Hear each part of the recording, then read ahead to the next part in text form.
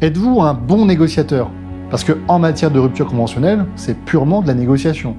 J'ai déjà négocié des ruptures conventionnelles dans lesquelles les discussions étaient chaotiques. On nous avait indiqué que, d'une part, l'employeur n'accepterait jamais le principe des ruptures conventionnelles, d'autre part, que nous n'avions finalement qu'à démissionner puisqu'il n'y avait aucun argument à nous opposer ou à présenter pour accepter notre rupture conventionnelle. Nous étions donc à deux doigts de nous battre avec l'employeur qui avait été particulièrement odieux. Ma cliente était vraiment au bord des larmes. Ce que j'avais ressenti dans cette chargée des ressources humaines, c'est que d'humain, elle n'en avait que le titre, puisqu'il n'y avait vraiment aucune considération de l'agent qui était venu proposer une porte de sortie honorable pour les 20 années de service qu'elle avait données.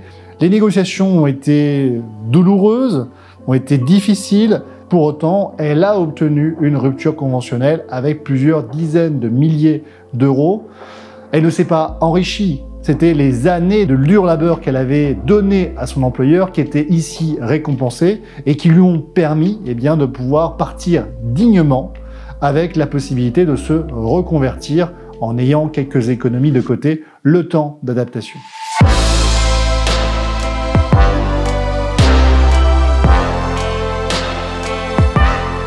Attention, en matière de rupture conventionnelle, les choses évoluent. Le gouvernement, toujours dans sa logique de ponctionner davantage les contribuables français, a décidé que la taxe payée par les employeurs allait dorénavant passer de 30% à 40%. En d'autres termes, l'augmentation de cette taxe va avoir deux conséquences. La première des conséquences, c'est que les employeurs vont devoir payer plus cher pour avoir le même résultat, à savoir une rupture conventionnelle. Ils seront donc moins enclins à accorder cette solution.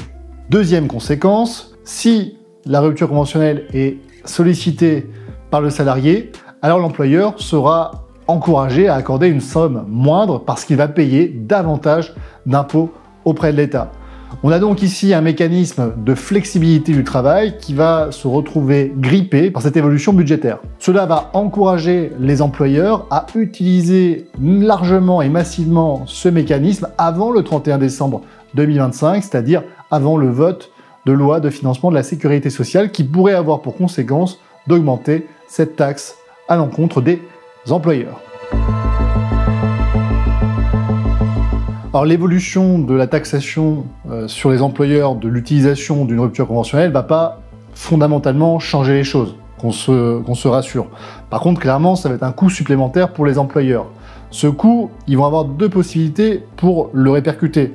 Soit en faisant moins de ruptures conventionnelles, et en poussant finalement les salariés à la démission. Pour rappel, la démission ne vous offre pas du tout les mêmes droits que la rupture conventionnelle. Le grand avantage de la rupture conventionnelle, c'est que vous bénéficiez d'indemnités chômage. Donc la première conséquence, c'est qu'on va accorder moins de rupture conventionnelle.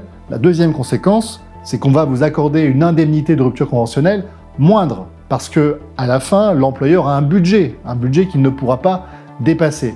Et ça, finalement, celui qui va en réalité payer, ce sera toujours le salarié. Alors si vous êtes salarié et que vous envisagez une rupture conventionnelle aujourd'hui, n'y allez pas tout seul. N'y allez pas tout seul parce que vous allez véritablement vous retrouver dans une situation d'infériorité.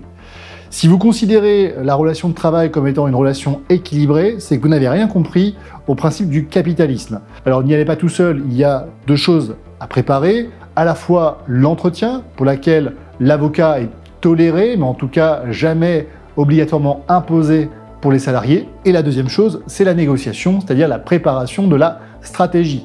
Concrètement, ce que je fais systématiquement avec mes clients, c'est que je prépare toujours une note de cadrage sur les éléments clés de la négociation. Ces éléments clés, c'est quoi? C'est quelle est votre ancienneté, quelle est votre rémunération, quels sont les avantages concurrentiels de votre emploi, s'agit-il d'un poste stratégique, est-ce que votre absence ou votre présence est de nature à troubler le bon fonctionnement de l'entreprise? Bref, on fait une analyse vraiment pointue de votre situation et ces éléments, on les apporte à la table des négociations afin, évidemment, de vous permettre d'avoir la meilleure indemnité de rupture conventionnelle. La rupture conventionnelle pour les agents publics, c'est quelque chose qui était expérimental. Expérimental, pourquoi? Parce qu'auparavant, ça n'existait pas. Et après le 31 décembre 2025, va se poser la question de la pérennisation du mécanisme de la rupture conventionnelle au sein de la fonction publique. Alors très souvent, on vous dit que la fonction publique n'accorde pas de rupture conventionnelle. Bien évidemment, c'est totalement faux parce que au sein de mon cabinet, j'ai accompagné de nombreuses personnes dans des négociations de rupture conventionnelle. D'ailleurs, certaines ont témoigné sur notre chaîne YouTube et je vous invite à retrouver les témoignages des heureuses gagnantes de ces ruptures conventionnelles. À partir du 31 décembre 2025, les ruptures conventionnelles dans la fonction publique risquent de disparaître. Alors, elles risquent de disparaître, sauf si le Premier ministre décide par décret de les pérenniser.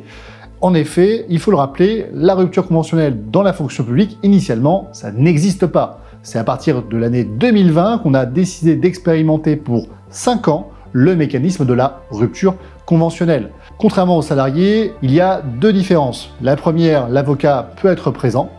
La deuxième, c'est qu'il y a des montants minimums et des montants maximums.